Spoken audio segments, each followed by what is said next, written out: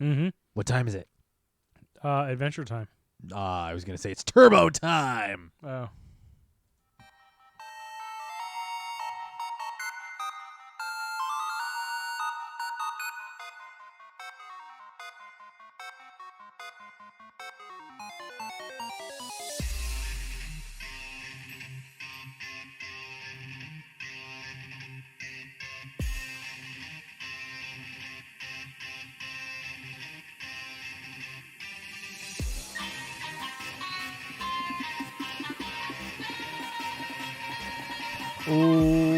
Welcome to another episode of the Battle Science Podcast, a Pokemon Go podcast. We're talking about Pokemon Go PvP. Talking about Pokemon Go through the lens of PvP. I am one of your hosts, Steven, a.k.a. A Boy in the Woods, joined, as always, by Jesse, a.k.a. Rocket Admin J. How are you doing, Jesse? Oh, hello there. That doesn't tell me how you're doing. I'm probably going to have food coming from those nachos. Me too. Let's see if we can outrace the food coma and get through this podcast. It is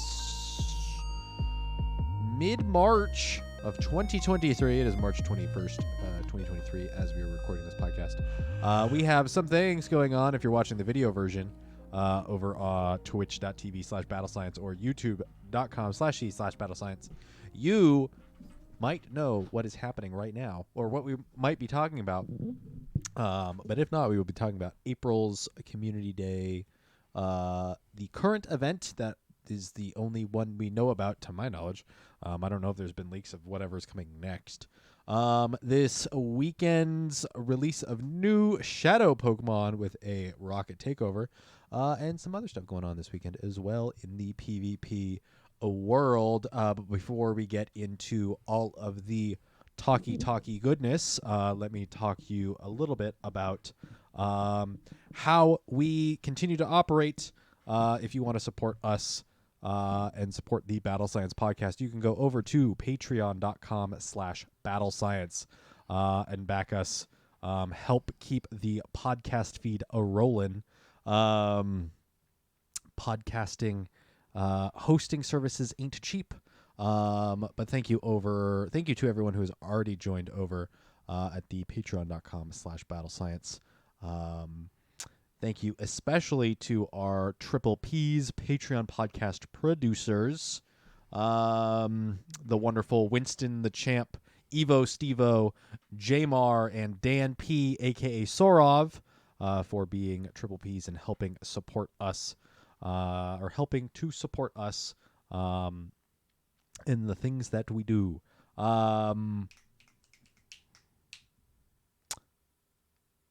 One of the benefits of going over to patreon.com/battlescience is you get the Battle Science Podcast early, as well as the Battle Science After Dark podcast, a monthly Patreon exclusive podcast that will be going up here shortly, if it's not already out by the time you are listening to this.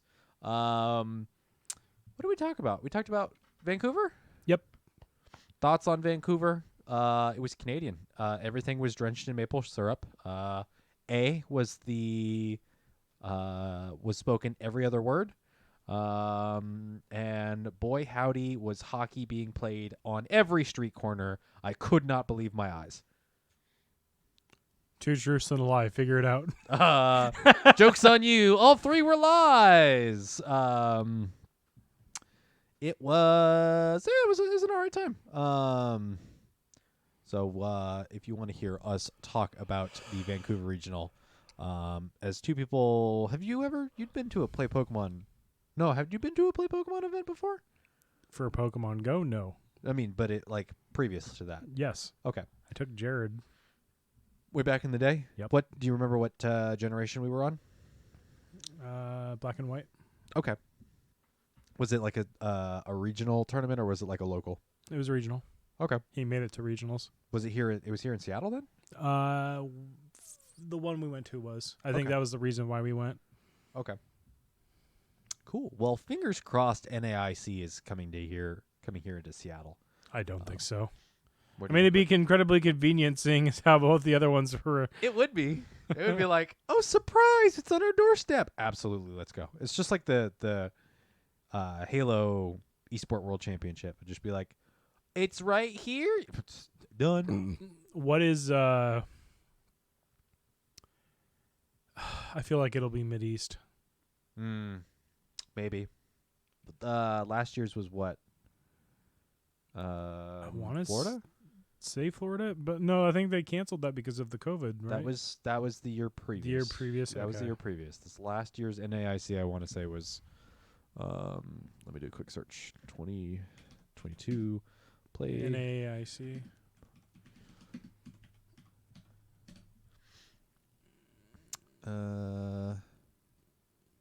Ohio. North American International Championships will take place June 24th through 26th at the Greater Columbus Convention Center in Columbus, Ohio. That was 2022. So last year. This year. They haven't announced yet. They have the dates, but they don't have the location yet.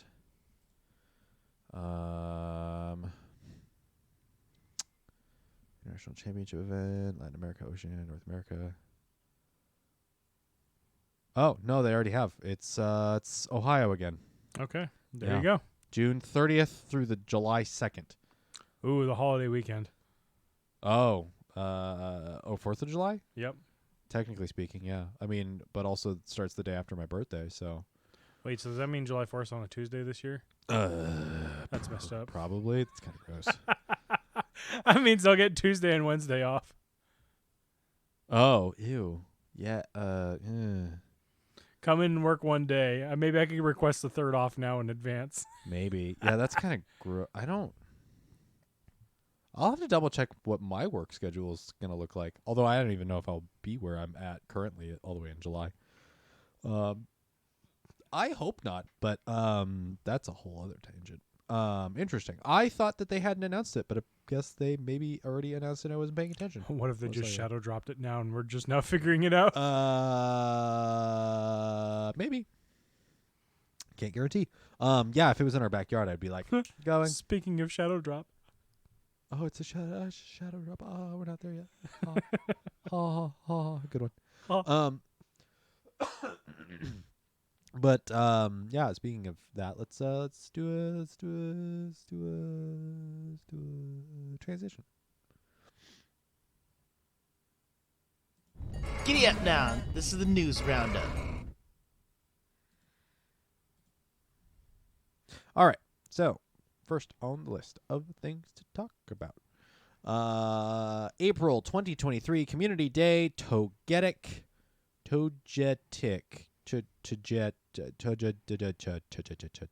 I don't know. What is it supposed to be? Like just a fairy? Yep. Is that what its dex entry is? It's the fairy Pokemon? I have to look. Okay.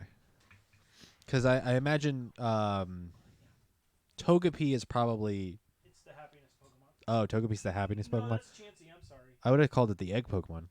That's Execute. Would you get up on the mic so you can correct me and other people can hear you? Yeah, He's saying Execute is the egg Pokemon.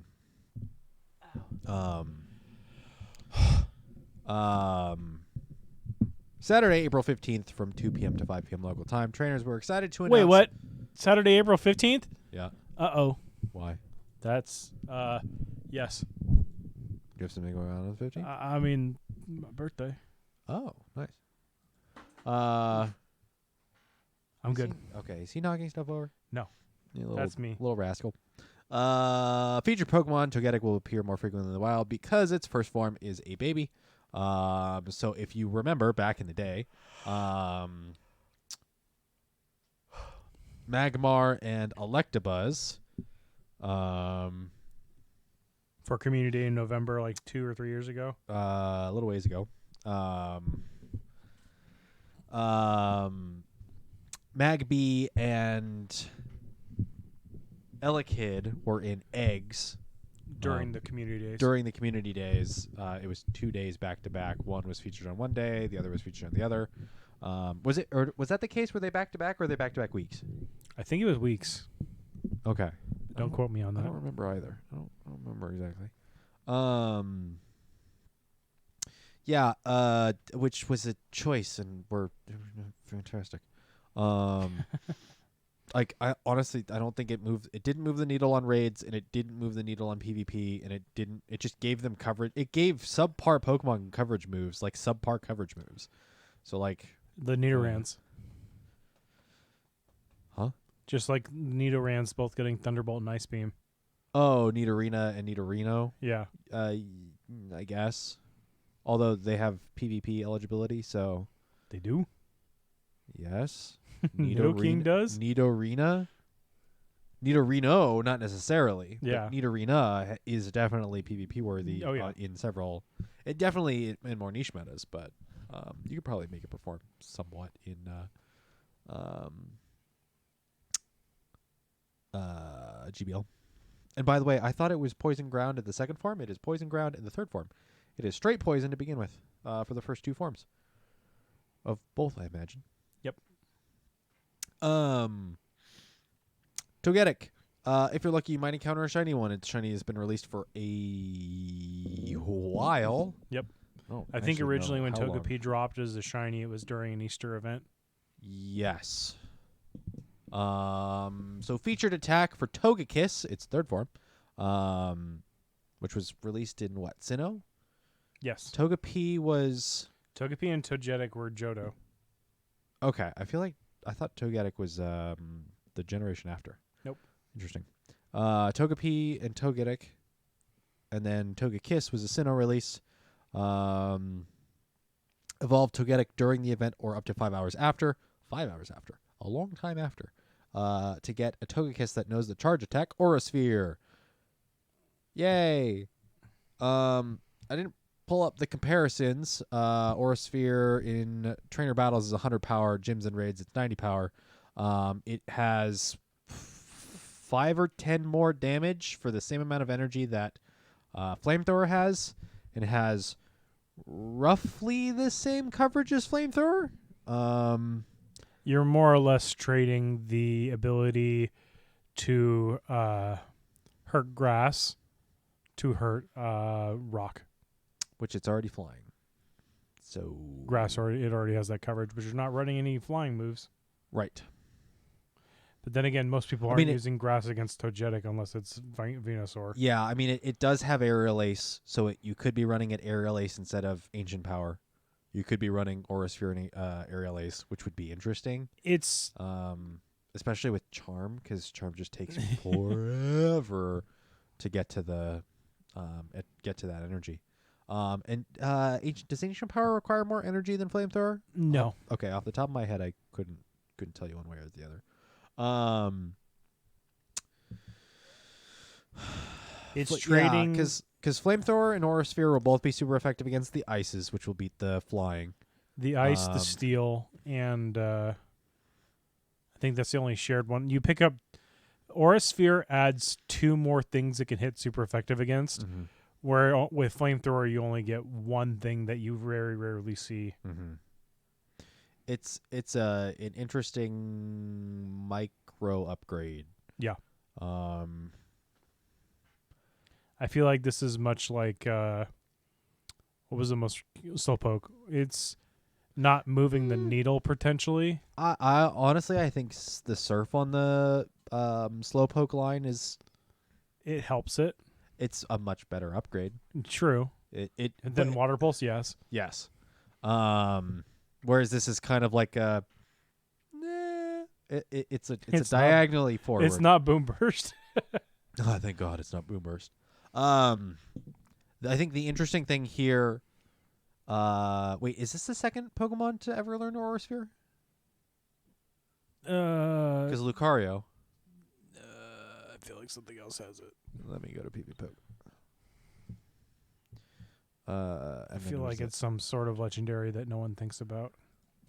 Is it what At Aura Sphere. That's hashtag. So no, it is just Lucario currently. Hey. That's an interesting Pokemon to give. Interesting Pokemon to choose for the second ever Aura Sphere user. I mean, when Aura Sphere originally came out, it's like Mewtwo with like Shadow Ball. Yeah, it's like a Lucario. Yeah, signature move, almost. Yeah. Although Mewtwo can learn Aura Sphere, I believe. Yes. So, guess who's probably going to become one of the best pseudo fighters at some point? It's Mewtwo. I mean, it already is. Oh, because it's got Focus Blast. And one of its megas is the Psychic Fighting. That's what I meant. Yeah. That's gross. Oh no. What is it? The armored Mewtwo can learn. Oh, what was it? It's a fighting type move that it can learn, but it can't learn as regular. Oh, It might be Aura Sphere. Look, go back to PvPoke real quick. I don't think so. I think it's Dynamic Punch. Mewtwo. MEWTWO. Armored Mewtwo doesn't show up. No, just put Mewtwo. Mew and Mewtwo Shadow. Armored Mewtwo doesn't show up for Great League. Change it to Master. Oh, okay. Armor Dynamic Punch.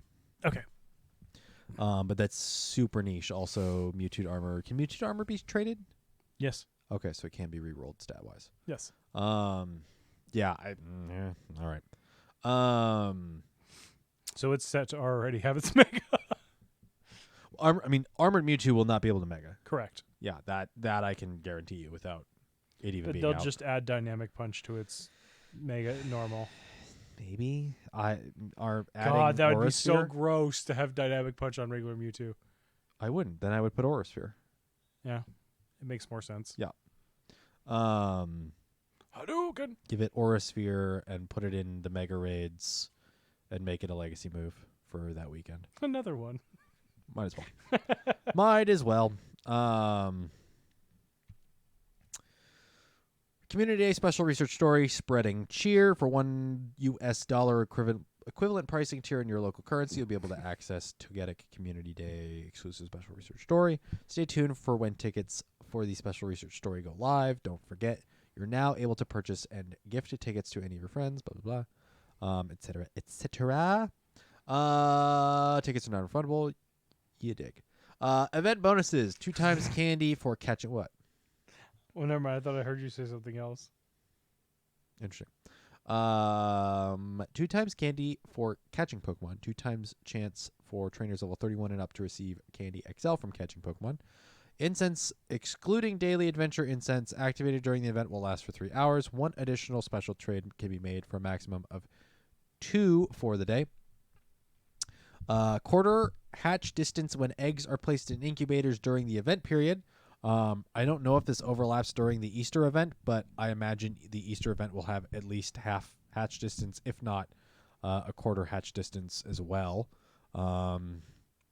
If you can get incubators on the cheap or don't mind constantly using your infinite incubator, just be aware of that. Lure modules activated during the event will last for 3 hours, except for golden lures. It doesn't say except for golden lures, but that's always going to be the exception going forward, unless otherwise stated. Take a few snapshots during Community Day for a surprise. It's going to be Togetic. Surprise. Surprise. I ruined it for you. Trades made during the event and up to 5 hours afterwards will require 50% less Stardust. 5 hours afterwards. It's a long time. Take advantage of it. Clear out the box space. Here's the big thing, sort of, that's kind of unique to these kinds of community days. Togepi has a chance of hatching from 2-kilometer eggs obtained during the April Community Day hours, Saturday, April 15th, 2023, from 2 p.m. to 5 p.m. local time. Togepi that hatch from these eggs will have the same chance of appearing as a shiny Pokemon as Togetic that appeared during April Community Day's 3-hour period. I want to say the odds are roughly 1 in 20 for shinies. Togepi's shiny has already been out in the game. I know I have at least 2. Not to brag, but I'm just saying that they've been around. Also probably going to be in eggs. Most likely going to be in like 7K eggs during the Easter event. So if you really want to farm for a shiny Togepi, especially a shiny, maybe a Shundo hatched from eggs, this is one of the ways to do it. Note that it is only during the Community Day hours. It's from 2 to 5. It doesn't extend to the 5 hours afterwards like other bonuses do. So that's the one thing to keep in mind there. And again, quarter hatch distance, so 2 kilometers down to 0.5. You'll be hatching those suckers real quick. The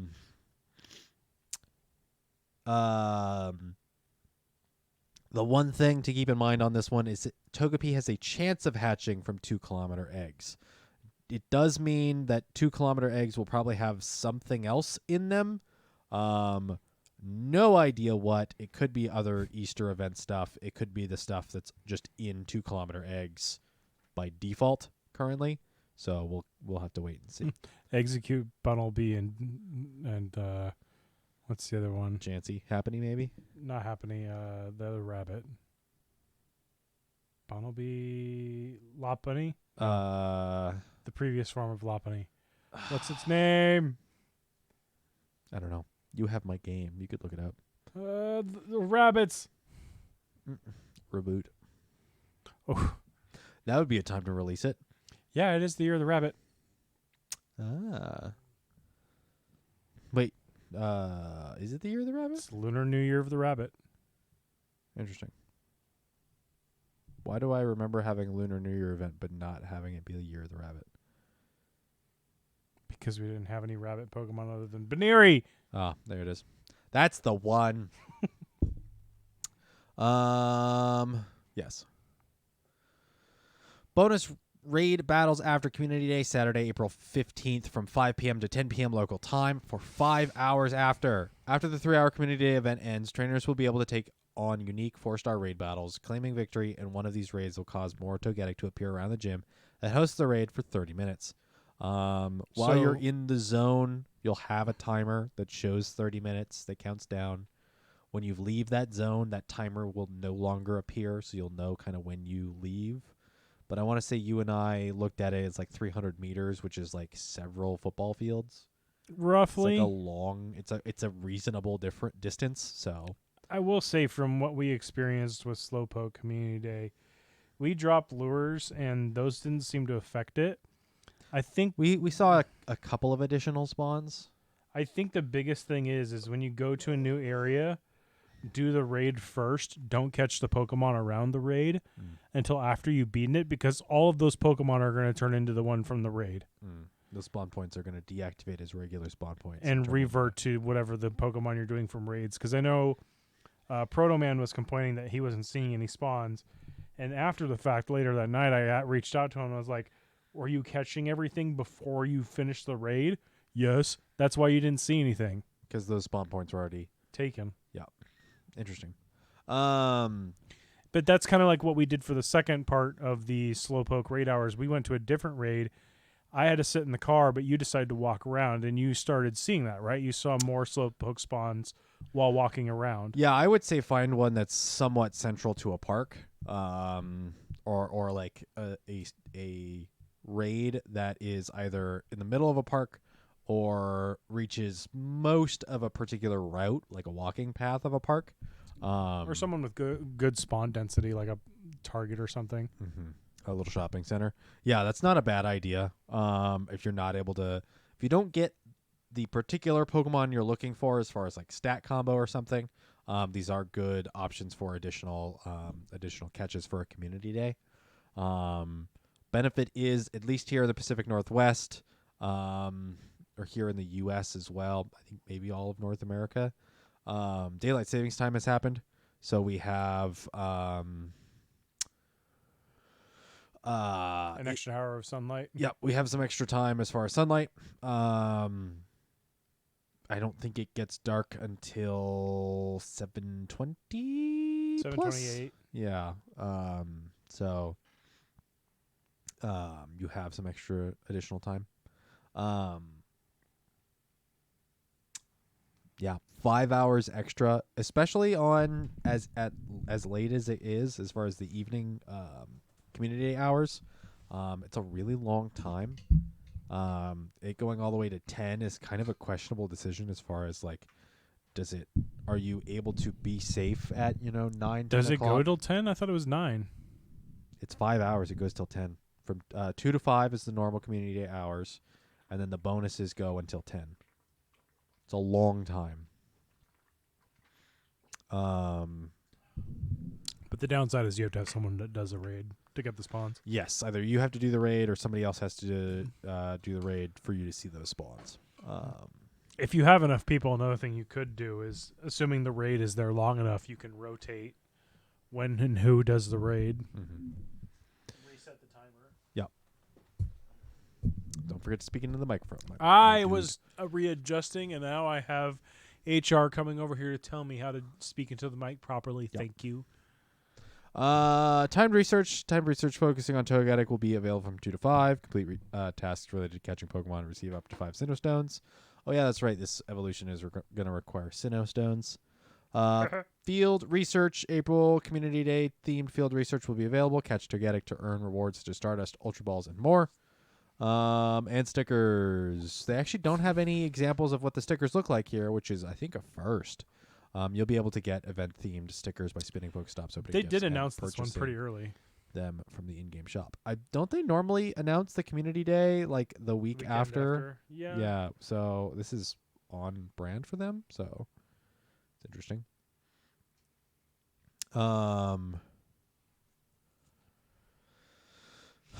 Yes. So we've talked about the move. Togekiss doesn't have a ton of relevance in Great League. It's a charmer, but it has some weaknesses, and it's not as bulky within Great League.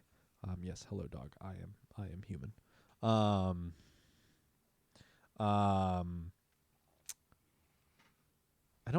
Ultra League, does it move the needle in Ultra League? It helps it. I mean, it just is isn't- Togekiss relevant in Ultra League? Not necessarily. Yes. Okay. And then in Master League, it's the biggest charmer Yeah. besides legendaries. I mean, it's the best charmer currently. Okay. Unless you count maxed out Shadow Mega Gardevoir. Right. Yeah. Gardevoir is up there, but it doesn't have quite the same. I think even in It's Master the League, psychic it's not bulky. weakness that doesn't help it because you have things like Giratina. You have a and- lot of Ghost. Yeah. Ghost and Dark.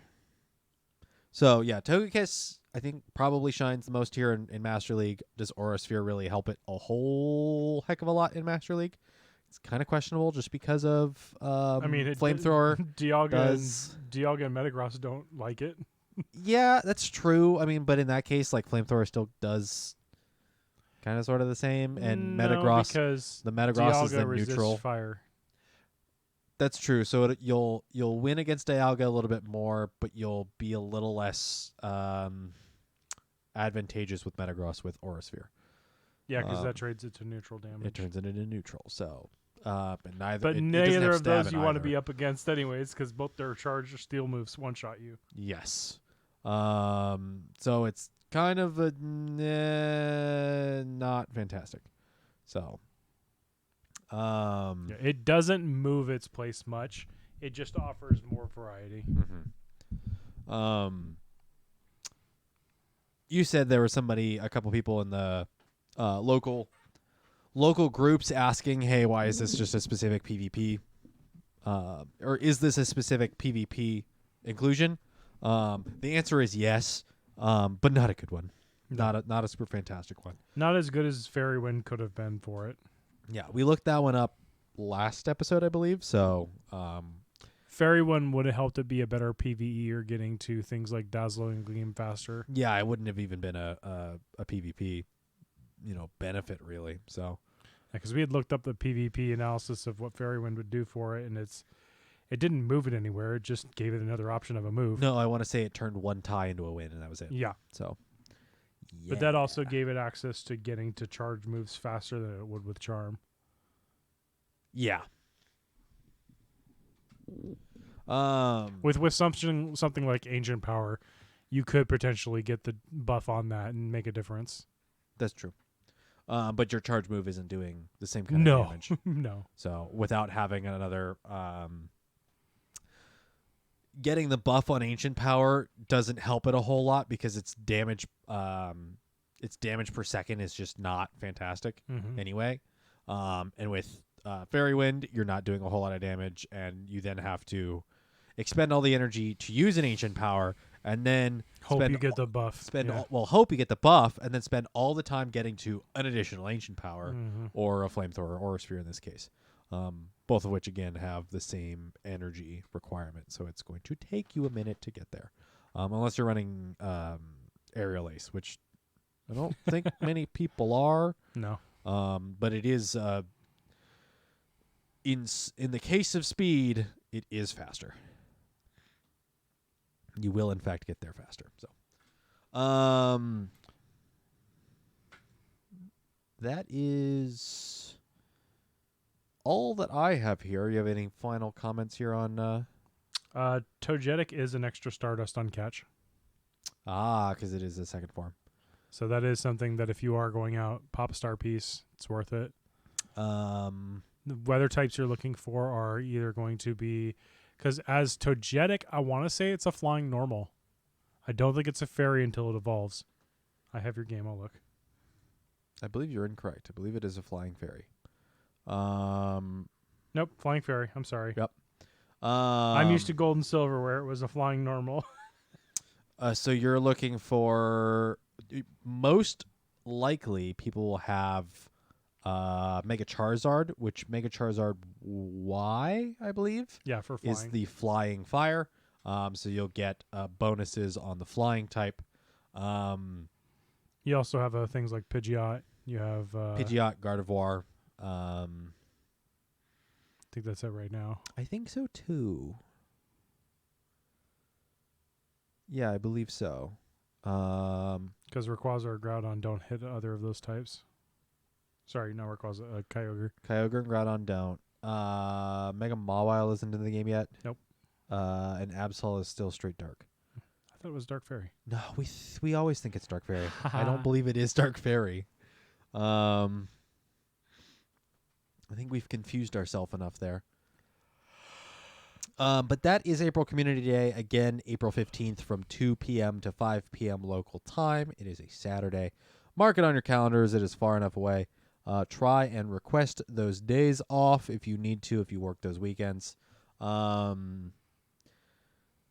The, I think, benefit beyond Aura Sphere is that Togetic and Togekiss don't come around super often. And for a while, Togetic there was an incredibly rare spawn. It is definitely worth keeping an eye out for, getting what you can, because Catching a bunch of them and then taking advantage of the 5-hour extra trade bonus. 5 hour beyond half Stardust cost, especially with, say, like a best friend and trying to get that hundo if you don't already have it. Definitely worth it. So, all right, Professor Willow needs everybody's help in a new event. Team Go Rocket activity also detected. So this is the current event that started today, Tuesday. It's time to go. All hands on deck during the Let's Go event. Professor Willow's research is running wild. Literally, Pansage, Pansear, and Pampora are appearing in the wild all over the world. And lucky trainers using the mystery box might encounter Shiny Meltan. Shiny Meltan has been turned on for this event.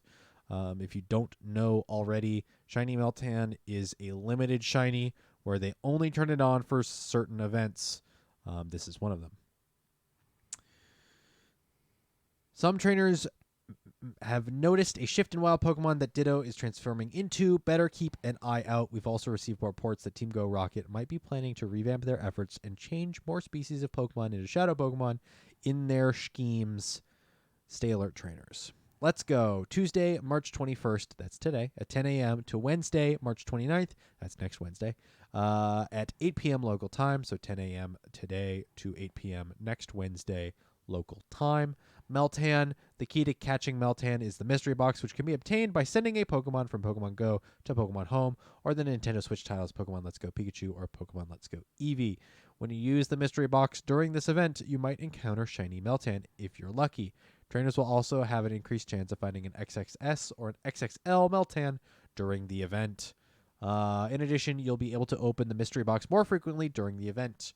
What's the duration? Do you know? Currently, it's supposed to be 2 days. 2 days instead of 3 days? No, I think it was 2 or 3 days to begin with. Okay. So wait, has it decreased in? I can tell you in a second. It'd be great if they gave those details here in the blog post. But 2 days. You know, it's every 2 days currently? Yep. Okay. Do you know what it was before? I want to say 3. Okay. So they reduced it by a day, which over the course of a week-long event is actually a bit You'll of a, get to open it 3 times it's a bit of a boon. if you open one today. I think you can still open 3 if you open it tomorrow. That sounds right. 3 chances for an hour long each, and you don't have to be moving. Yes, the mystery boxes do not require movement like other incense or the coin bag. So that is big.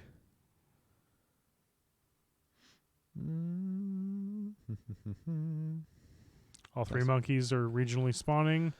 Pansage, Panseer, Panpour. That's a grass, fire, and water. Shinies are available because they were released in Go Fest. Yep. And They don't do anything. in PvP or realistically PvE. There might be move updates to them to make them okay, but I want to say since they're all monotypes, their movesets are all monotypes. They might have something like tackle, but I don't think they have. They're even the that. black and white evolutions. They're not good, like at all. Let me go to Great League and just search up, say, Panpour. Just put pan and it would show all of them. Nope, it shows none of them probably because they don't rank. Simi. Put Simi.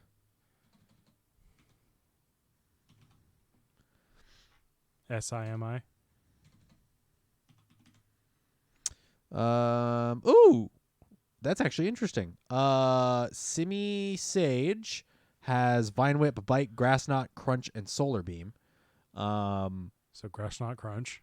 Vine Whip, Grass Knot, Crunch. That's not bad. It is labeled as Glass Cannon, so they're frail because I imagine they all have the same stats. Water Gun, Bite, Surf, Crunch, Hydro Pump on Simipour, which again, not terrible, although Water Gun, if it had a better fast move, maybe. And Semi-Sear, Fire Spin, Bite, and then Crunch, Flamethrower, Fire Blast. And again, Fire Spin's not super fantastic. So, and Flamethrowers also requires a lot of energy, so not great. They do have a little bit of coverage with Crunch, which is better than a lot of other things, to be honest. So that's not too bad.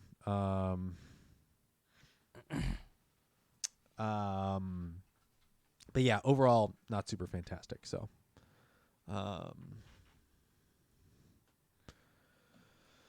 I think they have kind of sort of reasonable shinies. They changed their shade of their hue of color, and then their yellow fur I think adjusts slightly as well. They are far from the worst shinies, but they're not like absolutely excellent. So a Ditto change up. Ditto appears to be transforming into different Pokemon in the wild. If you're lucky, you can encounter a shiny one. Ditto transformations: Diglett, Grimer, Snubble, Corphish, Starly, Roggenrola, Timpole, and Litleo. As much as I don't want to catch Snubble, they could potentially be shiny Ditto. So I guess I'm catching Snubble now. And what is it? It's if the wild Pokemon is shiny, it has a chance to become a shiny Ditto? No. If the wild Pokemon that you tap on is shiny, it is in fact that Pokemon. That Pokemon, okay. Yes. But you could catch one of those Pokemon normal, and it could be a shiny Ditto. Correct. It could be a Ditto, and then it could be a Ditto that is shiny. Any Pokemon that is a Ditto for you is also a Ditto for everyone else. But just because it's a shiny for you or a shiny for someone else doesn't mean it's a shiny for everyone else. Just like the shiny odds for every other Pokemon. Event bonuses: increased chance of finding XXS and XXL Meltan, reduced waiting time for opening the mystery box. 2 times candy for transferring Pokemon, and increased chance of finding Ditto disguised as other Pokemon. Wild encounters: Diglett, Grimer, Snubble, Corphish, Starly, Pansage, Pansear, Panpour, Roggenrola, Temple, and Litleo. Some trainers might even encounter the following: Trubbish, Galarian Stunfisk, and Goomy. Boy howdy. Grimer? Maybe Snubble. Temple will probably get a community day at some point. Its shiny has also already been released. It is a Mud Boy when fully evolved. It's Seismitoad. And probably a move adjustment or 2 away from being pretty good. SEI. Seismitoad. Mudshot, Earth Power, Sludge Bomb is its current moveset. So Mudshot and Bubble, fast moves. Earth Power, Muddy Water, and Sludge Bomb are its charge moves. Which is not terrible, but could definitely be better. So You know what would help it make it stand out as a Mud Boy? What? Give it Body Slam. Yeah, that'd be pretty solid. Because I don't think any of the other Mud Boys have that. No, they don't. So Body Slam would be interesting. Well, You wouldn't help it per se. I mean, yeah, not necessarily. It would be pretty quick. I'm trying to think. Does anything have the Mudshot Body Slam combo already? Okay. That would definitely put it apart from others. But I think between Body Slam... No. Bunnelby? Diggersby? Does Diggersby doesn't have Body Slam, and that's Fire Punch. Okay. Interesting. Mudshot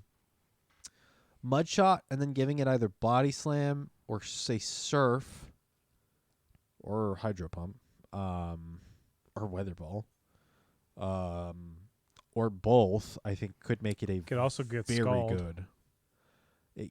It's like two fast move adjustments away from being really good. 2 charge move adjustments. Yes, sorry. I misspoke there. And basically 1 community day move away from being really good. So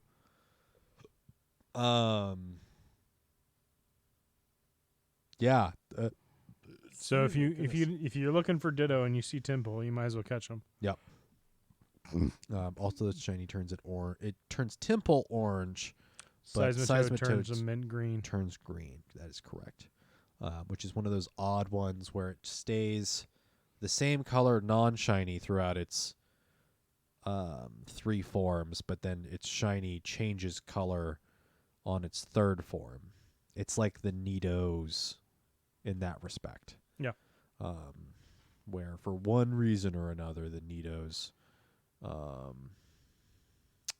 change color on their 3rd evolution, their 3rd tier. So, Trubbish grants extra Stardust on catch, as Jesse has to remind me. Whenever it shows up in events, I'm like, I don't care about Trubbish. And then Jesse's like, hey, you get extra Stardust for catching. I'm like, fine. Same with like Paris last event, right? Galarian Stunfisk is top of the usage charts. Open Great League. The Play Pokemon circuit. Galarian Stunfisk is fantastic. It will have to take some pretty tremendous adjustments for it to not be top of the charts. So if you don't have a good one or need additional candy or what have you, now is the time. It says some trainers might even encounter the following: unless they unless they nerf the numbers moving forward. The first days Galarian Stunfisk spawns were pretty common. I'd say they weren't pretty. I'd say decent. I would say decent when in this pool of other Pokemon. Goomy is going to be very uncommon, if not rare. I've seen 2 today. I saw one on the nearby.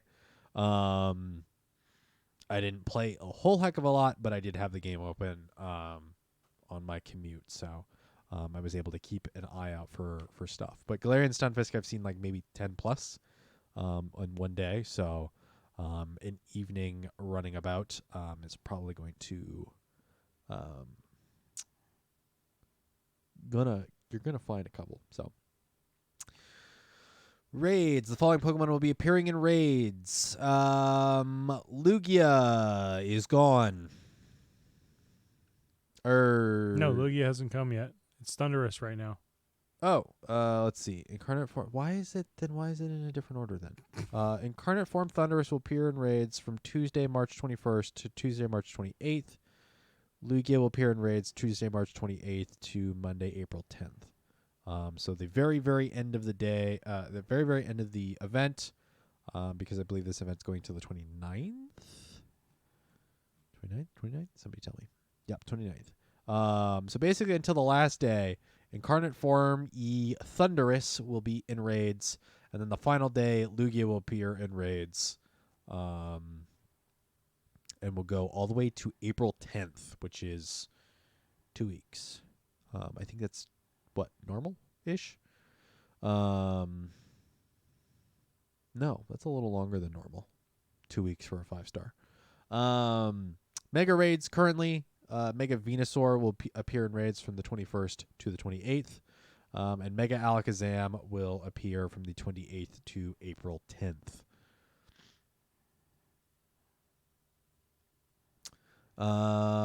Field research task encounters. You will be able to encounter Pansage, Pansear, and Panpour. Collection challenge. Pansage, Pansear, Panpour, and Ditto, I think, was the collection challenge. Yep. And then it awarded something. I don't remember what.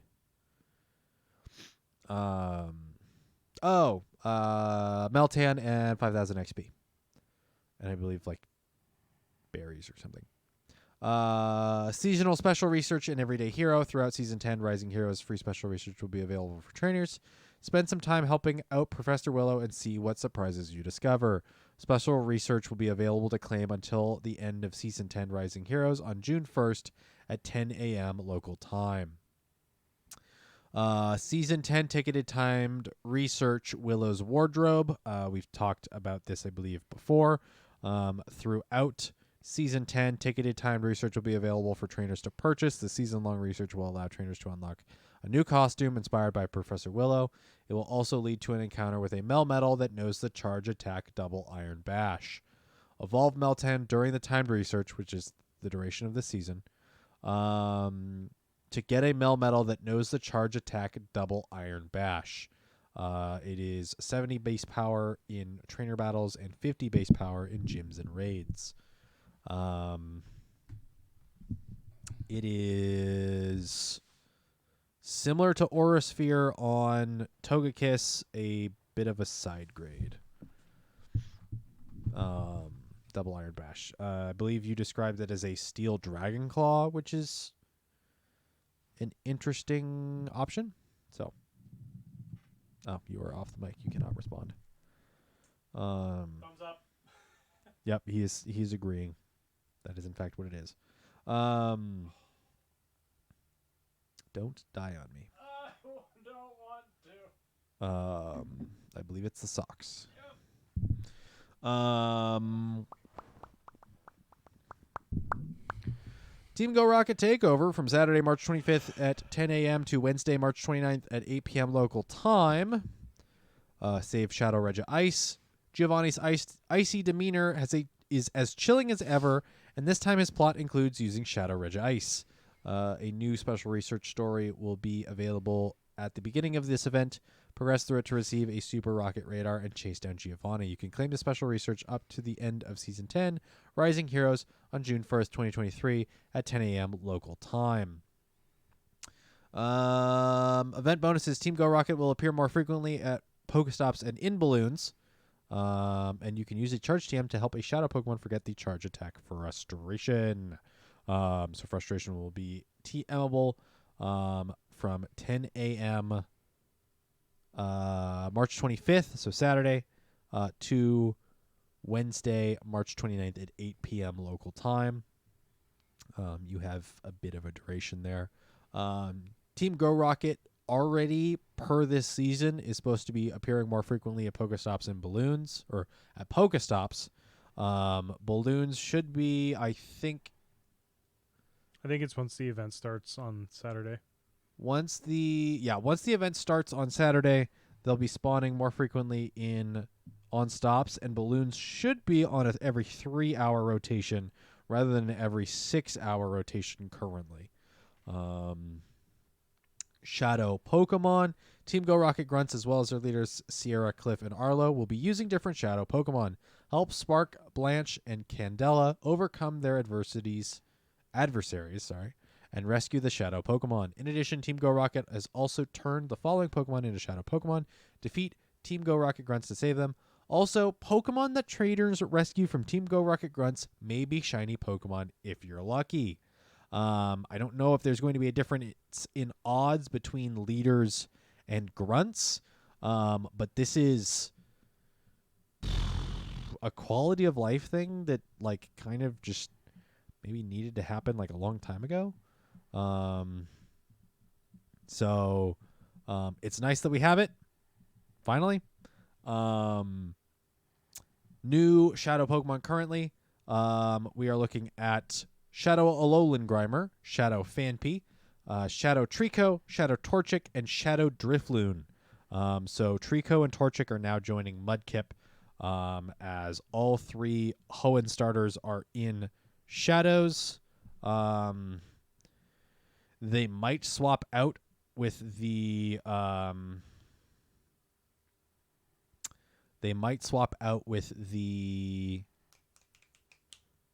Johto starters that are currently in the primary elements, so fire, water, grass. Or we might see Trico, Torchic, and Mudkip as the Rocket Leaders Pokemon to go for this season. So we will have to kind of wait and see. Yeah, but we should know that as early as Thursday. Mm-hmm. If not sooner. Oh, as far as what the Leaders Pokemons are going to be? Yes. I want to say the biggest winner here is Shadow Alolan Grimer. Because from what we've seen, yeah. From the stats we've seen so far, Alolan Grimer XL in Great League performs already. And then Alolan Muck has a very, very reasonable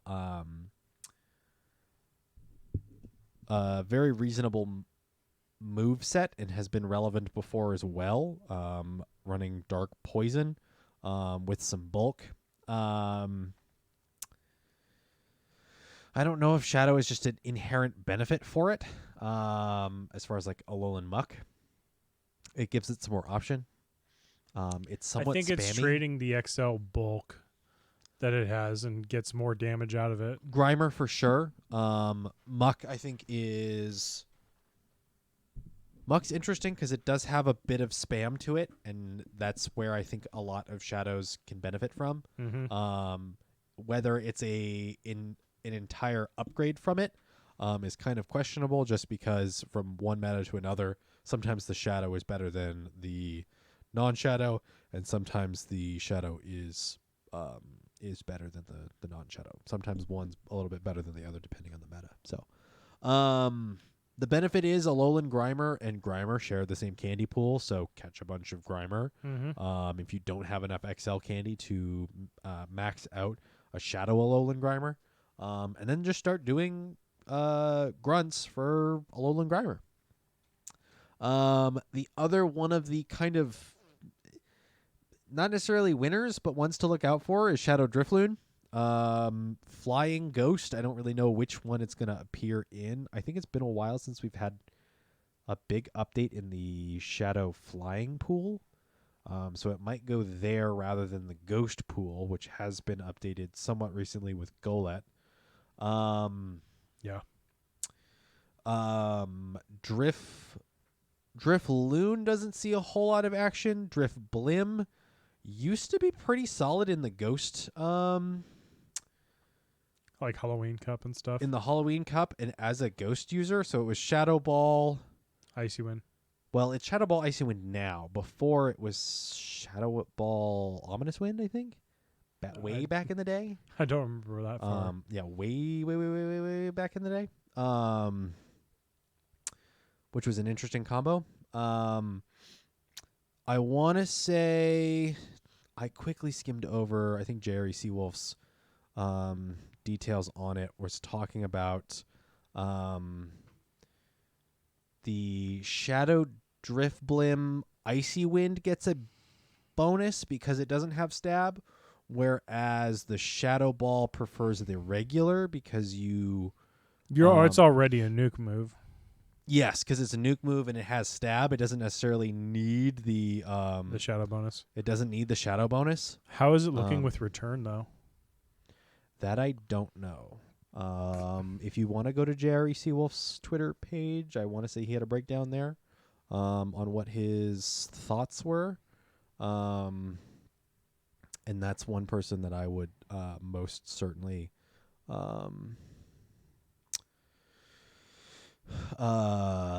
trust as far as their breakdown. JR what? JRE Seawolf. I always get the mixing up on the letters.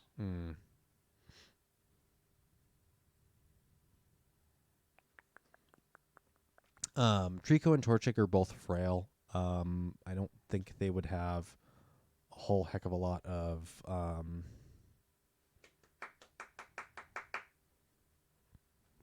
that's a cracking W, boys, in overtime too. They're both frailer. Shadow Torchic could have some great fire output with Blaze Kick, counter Blaze Kick. It doesn't necessarily need Blast Burn in this instance, just because it's going to be doing just more damage. But it is still very frail. So I don't know how much that really helps it. And then Shadow Trico.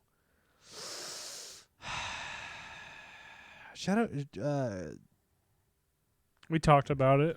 Yeah, it's a really Sceptile? odd Sceptile. Sceptile's a really odd one with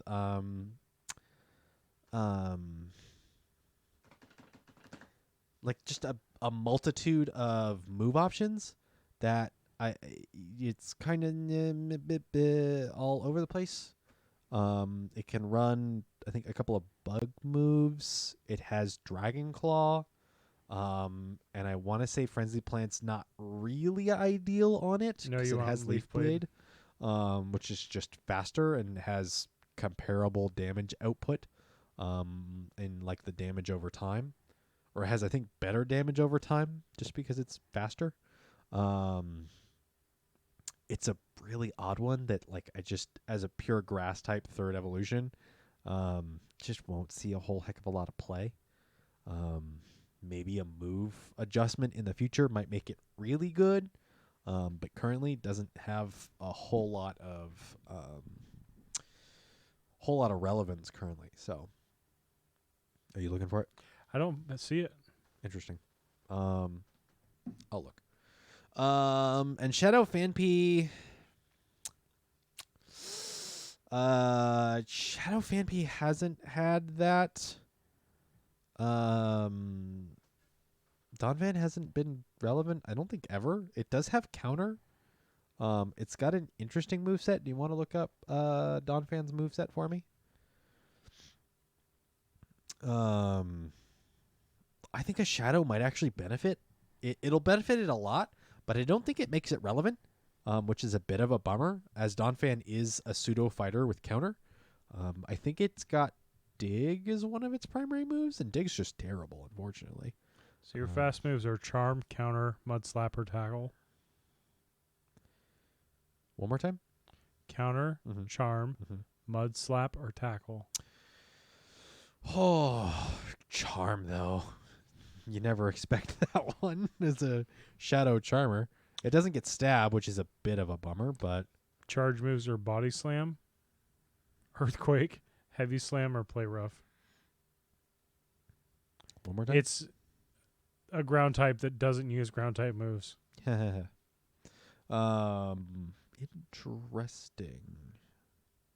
Counter Body Slam, new Vigoroth, go.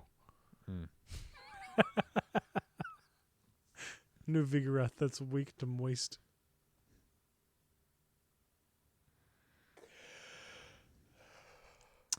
Let me see. Let me see. Let me see. Let me see. Let me see. Let me see.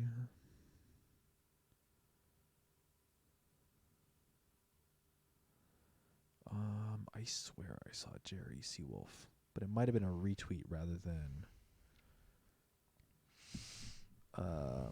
a tweet directly from him, which means it wouldn't be on his normal timeline, but I don't know.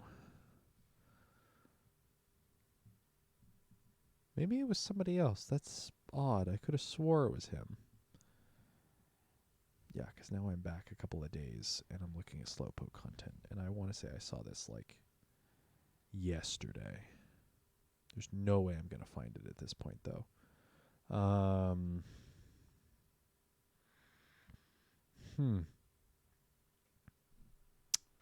Well. Oh, they changed their name. They're no longer Kelsey. Huh. It's now Kestrel. Yes, that is right. The community manager. Right, as they are a they.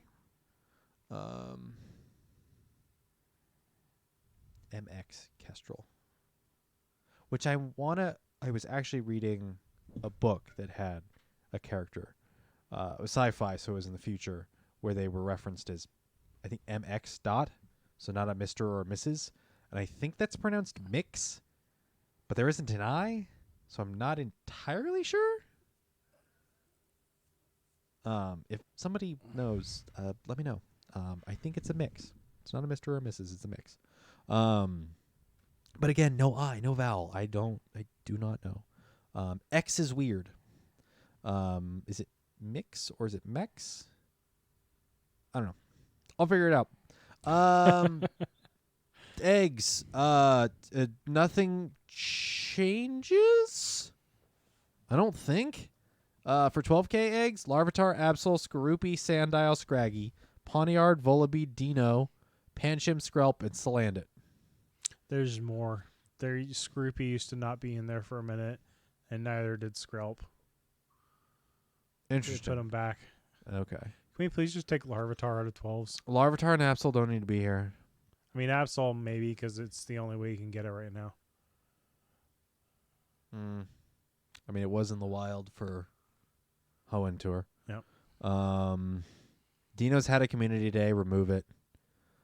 Skrelp's been out and about. Release its shiny and put it in here. Then maybe we'll talk, but there's a few things in there that could take it out. Sandile will get a community day at some point, if not really soon. It's a 3-tier without a shiny. Also another instance like Size and Toad of one move being better. Pawniard now with the Galar. Actually, shiny is out. So honestly, they could do maybe within the year we see a Pawniard community day. Where they treat it like they did with Ursaluna. Yep. And we get King Gambit. We could get King Gambit real early, which would be wild. And it would get 4 times weakness to counter. Well, I mean, it already has that. But what is it? Kowtow or something? What's its move? Oh, Katako Slice or something? Something wild. It will get its signature move as its community day move for sure. I don't know about that. What would they give it? I don't know. I mean, high horsepower wasn't Ursaluna's signature move. Oh, but it had a signature move that was only in Legends Arceus. Okay, but it's not in the main series games? No. Yeah, I don't know if it ever will. Just because of the moveset. Move pool that they want to do. King's Gambit something weird like, I don't know, throw chop.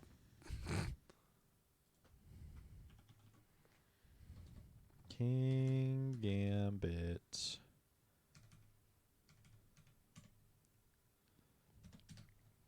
Cerebi. Cow Toe Cleave is what it gets on evolution, which would just make sense.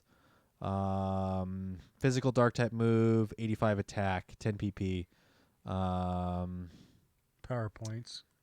The user slashes a target after kowtowing to make the target let down its guard, so I think it bows. Yep. And slices on its way back up, which I think the only reason it does that is it's dark. Doing that motion is incredibly it's an incredibly dishonorable move to attack out after doing that kind of bow. This attack never misses is what it references as. Damage wise, that might be really interesting to have King Gambit have, but you're then looking at a Master League Pokemon that I just don't know if it performs. It really doesn't have a place. So give it that move, and who cares? If it's not going to adjust any of the What other else metas. does it have? Metal Claw, Fury Cutter, Slash, Night Slash, It'll probably already have Night Slash. Guillotine. Guillotine.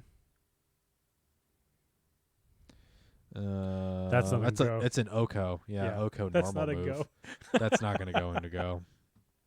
TM, Low Kick, Aerial Ace, Aerial Ace is possible. Snarl, Snarl's possible. Fury Cutter's really possible. Rock Tomb, Low Sweep. I can see Rock Tomb. Dig. Give it Dig. Air Slash, Grass Knot, Thunder Wave, Poison Jab. If it doesn't already have Poison Jab, I would be kind of pissed. B Sharp might. Dark Pulse. There's a charge move. Reversal. That's not in the game yet. No, but it could be. Focus Blast. Hyper Beam. Steel Beam. Give it Steel Beam. There's a move that's not in the game that could be nice. Yeah, it's odd to give a physical attack or a special attack even if we don't have a split. How's it going, Battle Round? Even if we don't have a split between physical and special in Go, it seems odd to give it a special move. I mean, that's like saying giving Mewtwo Dynamic Punch. But doesn't it have? Does it have it has a higher special than it has physical? It's a higher special. Right. Dynamic Punch is a physical move. Yeah, but also the armored Mewtwo has it rather than regular Mewtwo. Right. So an armored Mewtwo is just weird that way anyway. So he punches you with his gauntlet. Yeah, honestly, we could see a King Gambit with. And for those who are unaware, King's Gambit is one of the new Scarlet and Violet Pokemon, which is the third form of Ponyard after Bisharp. There's no S. King Gambit. King Gambit. Yep. Not King's Gambit. King Gambit. Longhorn. Yeah, it would be hilarious to see him go. I think this Pokemon would be hilarious. Also, its hair is its chair, and seeing it float around the map would be great. Bayonetta. Well, no.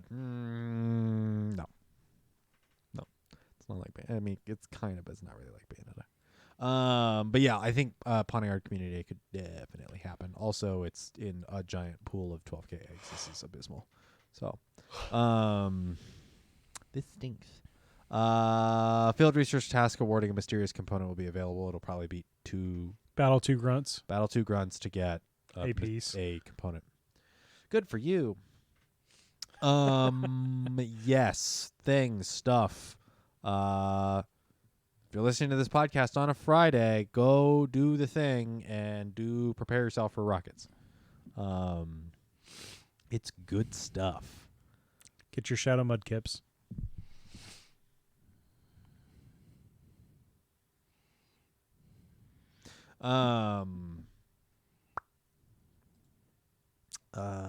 Anything here that I haven't covered? Nope. Anything here that I haven't covered? Nope. I will be disappointed to see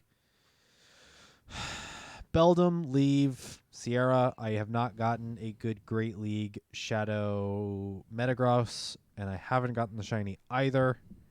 I have another couple of days, so I can maybe get one or two more without like going entirely out of my way. to get another or to get more radars. So we'll see.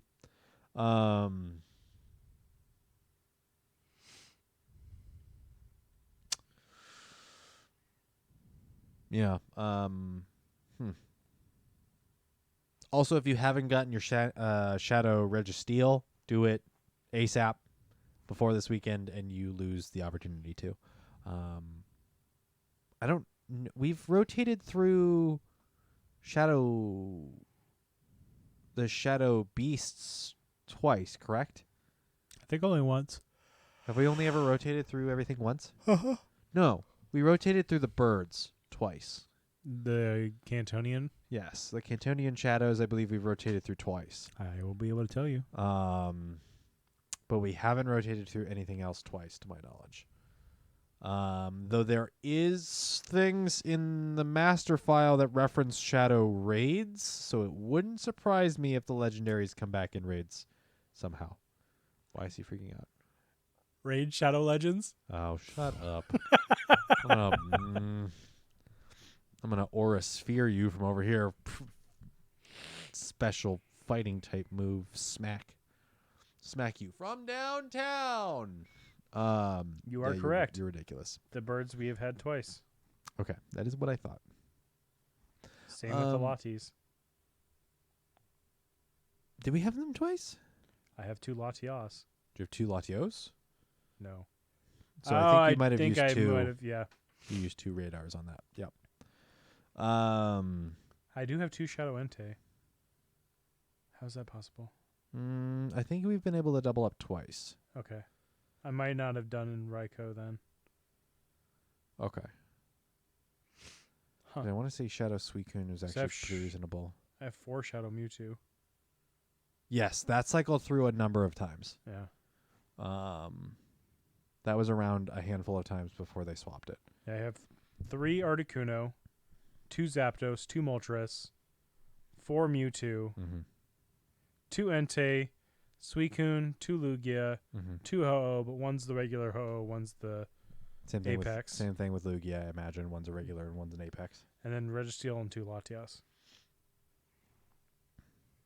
All right. The final news story we have, and actually the final bit of content for this podcast, this weekend, Charlotte, North Carolina, the Pokemon Championship Regional for 2023 continues in Charlotte, North Carolina. Our Pokemon Go shoutcasters for Charlotte are Gabby Snyder, Caleb Pang, Stephanie Christine, and Jim Lawson. So you're looking at, in reverse order of what I've named before, Wholesome, I believe Wholesome, DeFi, Caleb Pang, because I think his in-game name is the same, to my knowledge, and Gabby Snyder, which, no, does she have a... I think it's just Gabby. Okay. Yeah, her ad is Gabby Snyder, or simply Gabby. Let me see if Caleb Pang has a... Nope, just Caleb Pang. Nice. More Pokemon, or more Play Pokemon competitions happening. I want to say the Ulrich special event should be happening either this weekend or very soon. I think. I don't know the exact dates on that one. And then we will have a break for the month of April from Play Pokemon. Right. There won't be anything happening on the stateside, as far as I remember. Yes. Let me go to the Play Pokemon events. Event locator. I don't need locating. I just want the... What were the comments we got from Battle Ram there? He's going to be checking out the Charlotte for VGC ideas. Okay. Pokemon Championship Series. Does this have...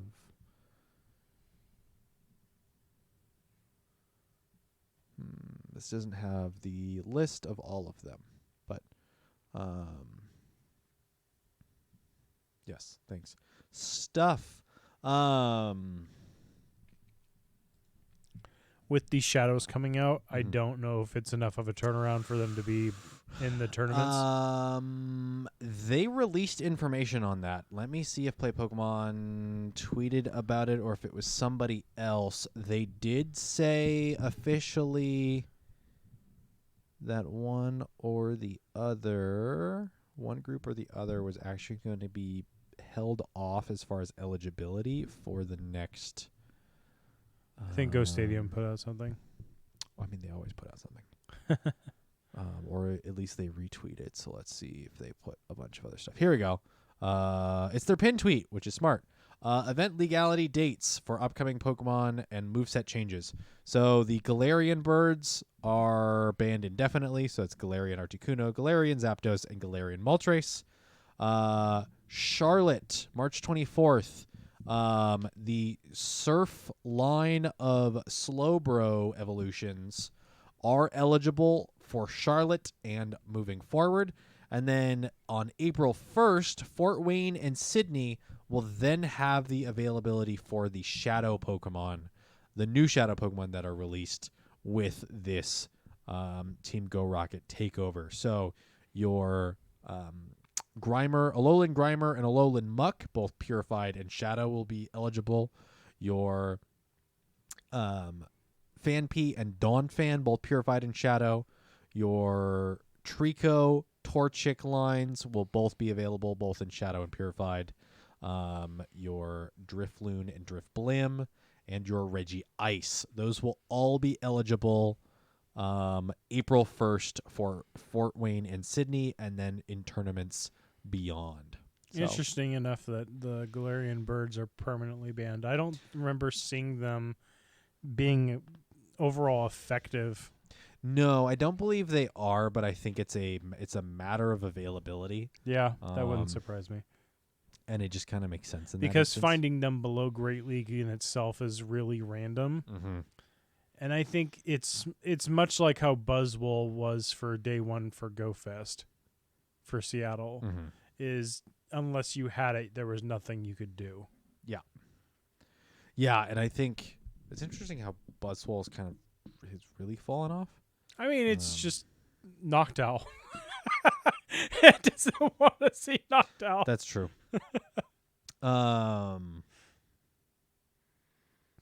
Yes. That and Trev. It can't really do anything to Trev. Well, it's got bug moves. Yeah, but Ghost resist bug. Oh, so it's all neutral. Fun. Meanwhile, it's punching it and not doing anything. So the birds kind of make sense just as far as availability. It's interesting that they're banned indefinitely. So unless there comes a time where they're put in raids, which they will be above Great League anyway. Yeah, it's most limited likely. to research. I don't know if we'll ever see them eligible. Maybe next season. You could maybe. potentially trade it with someone that's base friendship and get it low enough. Right, if you don't already have one low enough. Yeah. And if it pops in raids above Great League. But then, yeah, the birds, they're random enough that I think they just have them banned so people don't be like, oh, well, I can't use that, so it's not fair. Mm-hmm. The Slowbro, Slowking lines with Surf, do you think those move the needle this weekend? No. Okay. I don't really think so either. The unfortunate thing is with the Galarians, there's no fairies that they're really beating. They have an odd relationship with Trev. Yeah. And Azumarill that kind of shows up here and there. I mean, they are good counters for Azu. The Cantonian ones, though, it does offer an alternative stab user for Surf, but it's still not going to beat Noctowl. It's still not going to beat Lantern. It's not going to beat Trev. Those all three common things are there to just, I think, scare Cantonian off the field. Galarian, though, you could see it, but again, I don't think there's enough use for their poison attributes and poison jab in this meta. Yeah. Surf doesn't really help them unless they get paired up against G-Fisk. That's true. And I'm wondering if they're and their poison is going to be weak to potential psychics from Metacham as well. All your which is a grounds. concern. Yeah. Well, you don't see a ton of ground, and they're going to get walled by Things like Registeel. Exactly. So, not Which the Surf helps them hit for neutral damage, but when your fast move ain't doing anything, there's not when much your fast you can move do. ain't doing anything, and you're all going to be weak to Zap Cannon. Well, the Galarians are poison psychic. Oh, that's right. They're weird.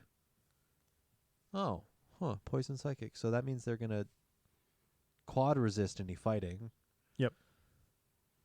But they still take super effective from Metacham. That's from psychic. From so if psychic, you're able yeah. to shield that properly, that's not the end of the world. We need a move shakeup, and I think then they can be pretty relevant. I mean, they're incredibly relevant right now in Psychic Cup for Great League. Well, I mean, that's a niche meta, so of Yeah. course. But I'm thinking in the overall Great League meta, I think another shift or so. I mean, these also perform in Ultra. I mean, I'm thinking specifically play Pokemon. Play Right. Pokemon.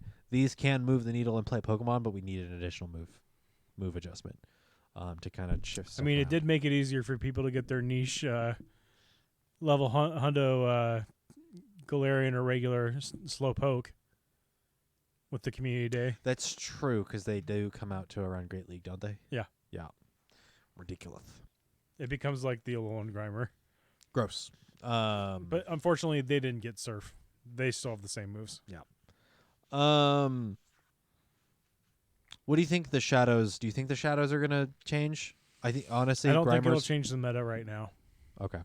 I mean, Which is it's such a bummer because both of these updates, I mean, the community- Blaziken will be fun. right? But I don't think it's not gonna make any It doesn't adjustment to make play any Pokemon. changes, Yeah. no. But I think having Shadow boosted stab counter combined with Shadow boosted Blaze Kick Mhm. is even faster blast burn. Right. I mean, and that can really help with like a Galarian Stunfisk match. But that's it. That's it. Yeah. Noctowl's there. It's still gonna wreck it. All your waters are still gonna wreck it. Right. Gets walled by Azu. Trev is a weird one. Seed Bomb will still kill it faster than it'll kill it with Blaze Kick. That's ridiculous. Yeah, it's the Shadow Claw stab. Yeah, like it's such a bummer because these are like, oh, these are actually some pretty reasonable move updates just in general. Like Community Day move, a Community move benefit to the Slowbro and Slowking lines, which are like, yeah, this should make it pretty good. And then the Shadows are all like, all right, this is, They're good. this in is niche not the metas. worst. No, This is not the. but this I is think by this far not also the worst. ties into the mid-season not wanting to shake or change things that we've mentioned before. Yeah. Yeah, where Play Pokemon is not going to make any move updates because we're in the middle of the Play Pokemon season. Not a whole lot of adjustments are going to be made. They don't want to They don't want to flip competitive on its head. It's not that they don't want to. If it ain't broke, don't fix it. It's not broke, it's just really annoying and really dull. It's stale. It's stale, but it's not broke, so they're not going to fix it. So Not yeah, until Worlds. not until potentially Worlds, so potentially next season or the season after we'll see a move adjustment. And these Pokemon might make those big changes. So I mean, they could just add a generic move to a lot of things like they did with I don't want to say Boom Burst, but how they easily just threw it on so many different things. They could do that. It just shows they could do that with a lot of moves. I just wonder if a ground update changes I mean, a lot of things. there's ones we always kind of bring back to the forefront that we would say like Steel needs a good fast move, but does it? Does Fire and Electric need a better fast or more options for charge? I mean, because I think Fire and Electric are the most underrepresented types right now. They are much needed in the meta, but everything they're supposed to beat has coverage to beat them. And that's, I think, the biggest issue. What was it? We were talking about it. I think in either a B-set or last week's episode 2, where the meta's quickly becoming, it's not winning the rock, paper, scissors matchup as much as it is having the option to reverse it. That was during the B-SAD, and it was this current meta is better showcasing player skill and knowledge than it is the rock, paper, scissors. Right. Things like Noctowl having the ability to win against things that beat it. An example of Galarian Stunfisk is making the meta more about things that have coverage options and utility, and being able to, even in a losing situation, potentially either tie or turn it around is what this format is coming down to. Mm-hmm. Like another example would be Lantern. Lantern is supposed to be weak to grass and supposed to be weak to ground, but it has access to Surf, which it gets to pretty quickly, which beats the grounds. Mm-hmm.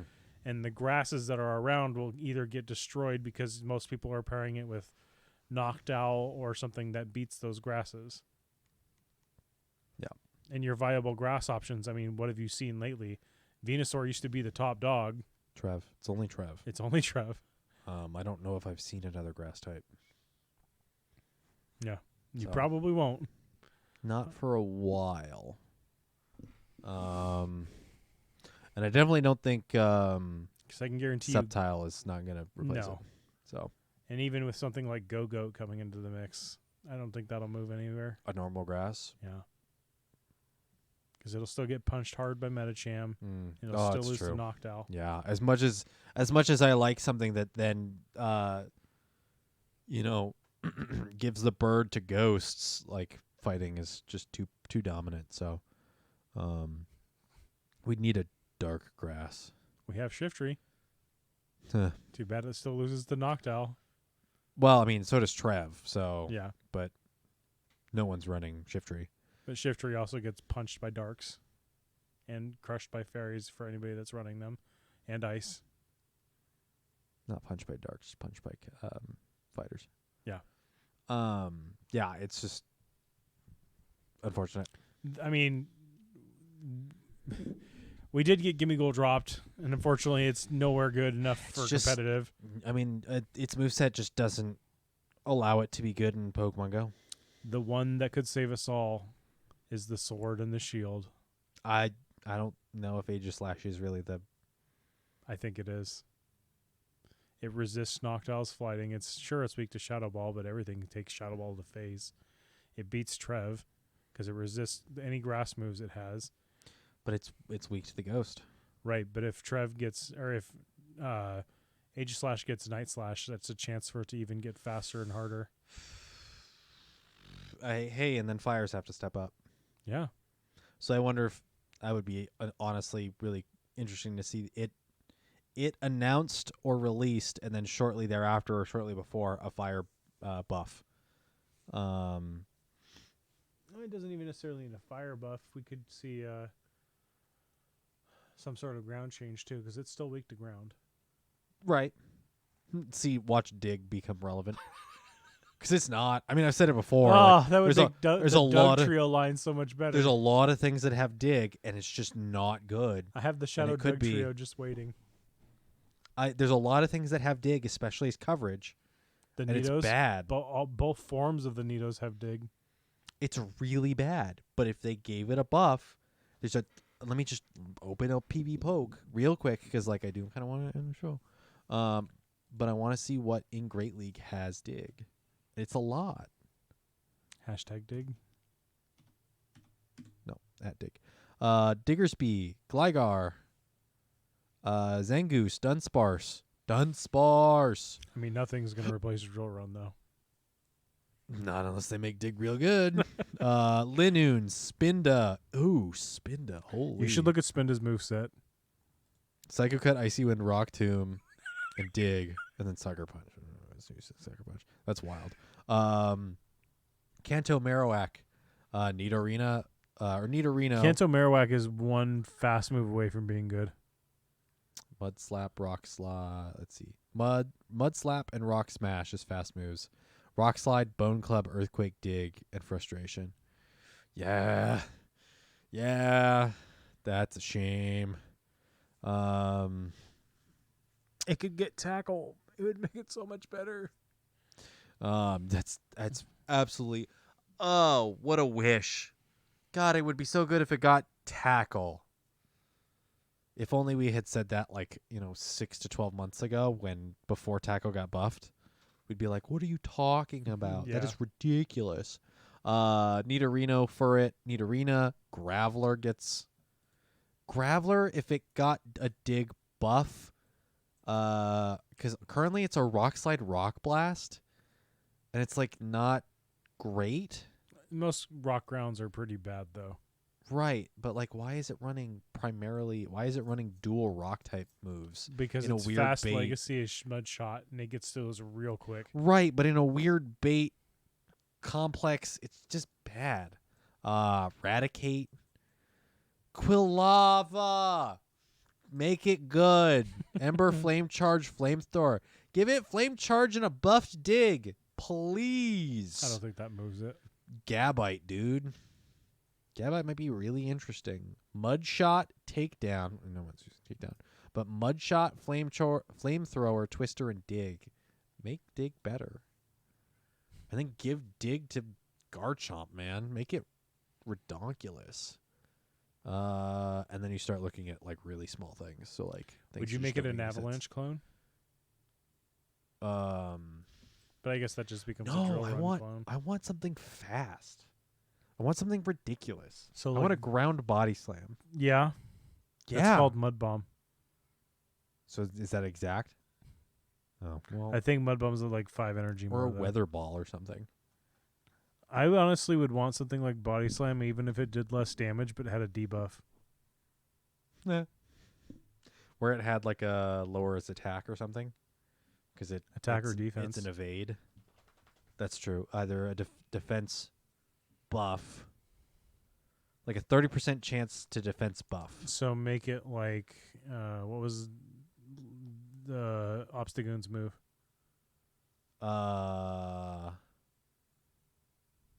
Oh, goodness. Obstruct. Yeah. Make it an Obstruct clone. Interesting. That would be very interesting. You can hit it as fast as Body Slam, and on some Pokemon that's disgusting. A little less damage, but with a chance of a defense buff. That would be great. Would it though? On a chance? On a 30%? I mean, that's the same percentage as Crunch. So that's not fantastic. But That definitely quickly becomes a bait move. it becomes a bait move with a huge benefit, though, when you get that off. Because it's if you give... Because the Ancient Power is what, a 10%? Yeah. An absolute abysmal. But That's dumb. Both stages or 2 stages? I think they nerfed it down to 1 stage. 1 stage each? Yeah, 1 stage each attack and defense. Which is nice, but not reliable in the slightest. No. Yeah, you could adjust Dig and alter the entire reality of everything. But does ground types need to be better? The ones that have it could get better. Yeah. Because Diggersby is probably the one that's it really. That would shift it around. I don't know if Mudshot, Fire Punch, Dig would be kind of wild. Especially if it gets a defense increase, that just becomes a wall. Yeah, but it has to be the chance. There's no way they would make it guaranteed. Gligar could really use that buff. Both in and score. Zangoose doesn't see a whole lot of use. Dunsparce doesn't get stab on it. There's an incredible amount of normals that have it. Yeah, and I think honestly, that's not a bad thing. Lanoon, Spinda. I don't think Spinda really sees usage there. That's only people that have the hundo maxed out. Like you said, Marowak needs a better fast attack, but I think Marowak could actually be Mud Slap good. with that would be beneficial. Because then it can benefit off the Mud Slaps. It's interesting that Nidorino just overall Nidorino beats out Nidorina Shadow. Nidorina is a much higher rank than Nidorino, which is odd, but I think that's just the Ice Beam coverage versus the Thunderbolt, yeah. Although Nidorina XL at 596 for Great League is Poison Sting, Poison Fang, Return. Yeah. They're not even giving it Thunderbolt. Yeah,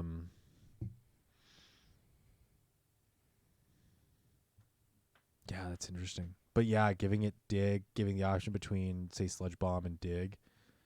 Although you don't get Stab on either. Or you get Stab on Sludge Bomb, you don't get Stab on Dig. It's really interesting.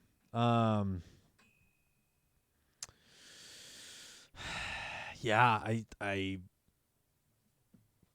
looking at this list, and like scrolling down, like there's a couple of things that are like really low. There's a couple of things here that like what is he doing? He got caught in my legs.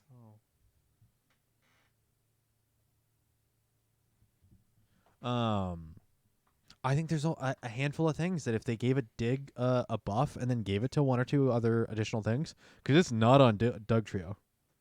No. That's like its signature move. Yeah. Dig is like the thing that Diglett and Doug Trio know, but it's not there in Go, which is wild. So I think a small adjustment there, or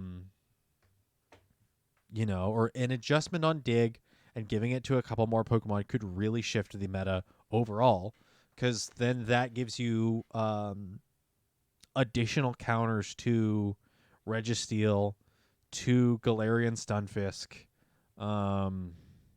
Lantern gets weird, but because there's so many normals with Dig, you then have really flexible options to help beat the electric. The normals could then resist the water and electric types it's throwing at it, while still having the ability to be super effective against Lantern.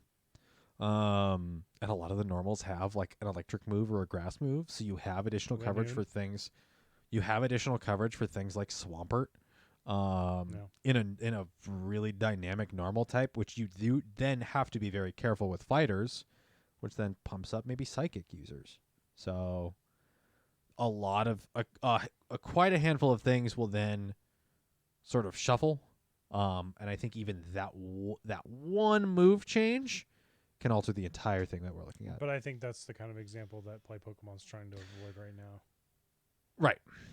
Right, but I think without knowing the extensive aftermath of what one small move change, just let's take into consideration just Dig with those mechanics changed.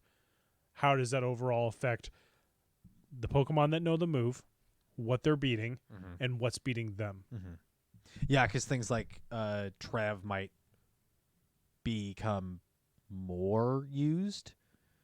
Like now, the downside is that Dig is then boosted on, or then lifts up some normal types, which Trev is half useless against. Right. Take an example of Diggersby. If Diggersby got this mechanic, Mud Shot, Fire Punch, Dig, it could just wall up against Trev.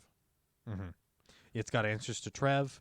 It's got answers to Lantern. It's got not really Lantern. It bulks it pretty well. It's then it becomes if it gets the deep fence buff or not. Right. G Stunfisk. It's weak as heck to Medi. Because Medi has Ice Punch. It beats the snot out of Registeel. The downside is it can't beat all of these at once. Depends on Registeel focus blasting it or not. That's true. So it doesn't beat all of these at once. It is one answer to multiple, but it can't be one answer to all at one time. Right. So that's where you get a little bit more adjustment as far as, or a little bit more balance as far as where does the rest of the team comp go. It's too bad they don't have people that run these simulations to find out. I'm sure they have a handful of people. I'm sure they have at least one person on their team that's running this kind I'm making a joke about the community like us that theorizes these moves and theory then plugs crafting them into a computer to find out the answers. Yeah. I actually don't know if PB Poke will allow you to adjust what a move does. No, but you can give things that don't normally have a move something. Right. I don't know. Diggersby then becomes mega relevant. Like mega relevant. Breloom's a hard counter, but it's not good. No, 'cause it's got Metacham, so I many think, things that beat it. gets. There's just so many things that beat it. Yeah, I think Metacham becomes super relevant. Oh, yes. Primeape, I think, might come up because it also has Ice Punch. Mm-hmm. So yeah, there's a couple of things that I think would adjust around it. So yeah, that would be a really interesting. Just that one adjustment could shake up a lot of things. But again, yeah, we're not going to see that until at the least June, if not the season after. So Yeah. all right, I think that's going to do it. Thank you, everybody, for tuning in to another episode of the Battle Science Podcast. This was episode 99. In 2 weeks, we'll have episode 100. We will try to do something fun. I can't guarantee that will happen. Yay, adulting. And I got off. I'm done with a week and a half of overtime and a working Saturday, which stank, but I was able to get off for Community Day, so thankfully. The paycheck's going to be nice. I'm still really tired. Episode 100 of the Battle Science Podcast in 2 weeks. That's April 4th, I believe, is when we will be recording that. Or at least that's our regular scheduled time. We might have to adjust back or forth within that week, depending on what we do. So we'll put something out on Twitter. On Twitter, we really don't talk a whole lot about what we do on the Battle Science Podcast. We really don't promote it a whole heck of a lot. But we haven't stopped. We've kept doing the Battle Science Podcast since 2019. Sounds right. So it's been a while. You can follow us at battle_science on Twitter.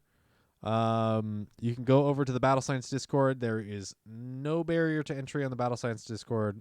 Pop in, hang out, lurk, whatever. You can come and join our remote tournaments that we try and host every month. We've almost missed, but we haven't missed any Sylph tournaments this far this season.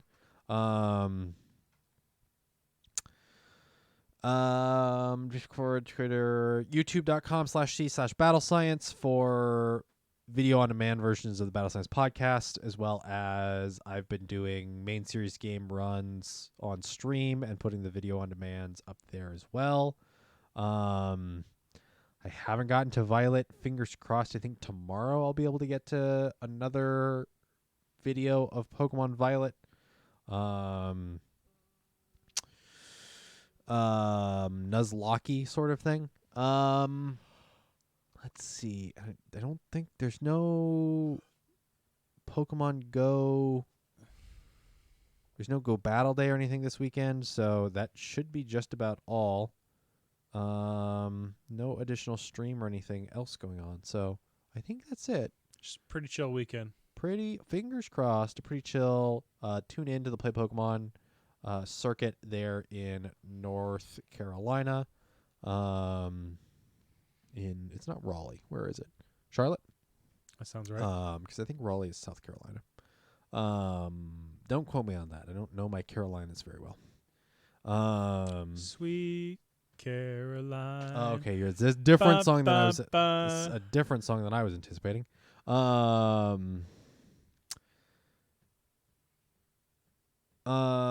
is it going? Brain fart. The things. socials. I think I've already gone through those. Everyone is awesome. Twitter, Discord, patreon.com/battlescience if you want to help support us, keep the podcast going, help fund us do other stuff. My brain always races with ideas, and I don't get to every idea. As probably longtime listeners are aware, there are a lot of things that I say I would like to do or say that I will do, and then I just don't get around to it. I do know one thing. What? We're going to Portland. Oh yeah, that's right. We got our badges and stuff. and hotels. We're gonna go to Portland. Pizza May party. 5th. Pizza party probably that Friday night, and check in with Jamar, and then call into the pizza place and see if we have to book an event space or something for them. But we'll post something if we're doing a get together thing. See who pops in. I don't know who all would pop in if we just post it up on Twitter. We need to make a special tournament. No, we don't. We don't need to add more work. I'm already doing a spectator badge so I can work on the Smash Bros. Tournament that's going to be happening later in June. Come have a piece of pie while getting a pizza pie. Pizza? What? I don't know. Well, what kind of pun was I? I don't get it. I don't get it. I'm tired. I'm gonna end this here real quick. We'll talk about that kind of stuff most likely next episode. 2 weeks from now. Expect it the first full week of April. Thank you everybody for tuning in, and we will catch you all out there on the battlefield. Dab.